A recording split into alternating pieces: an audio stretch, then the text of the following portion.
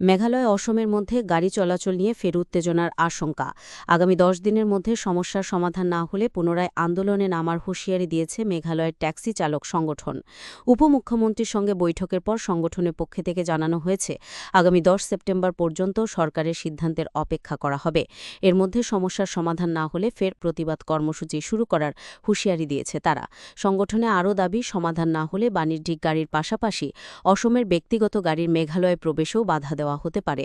ফলে আগামী দিনগুলিতে অসম মেঘালয় সড়ক যোগাযোগ নিয়ে নতুন করে উত্তেজনা তৈরি হওয়ার আশঙ্কা দেখা দিয়েছে।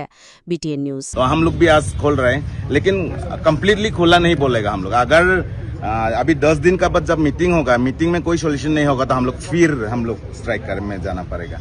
हम लोग ये नहीं बोलेगा कि असम गाड़ी को रोकेगा, लेकिन हम लोग ऐसा डिसीजन लेगा कि अपना गाड़ी ही हम लोग रोक के हम लोग स्ट्राइक करेगा।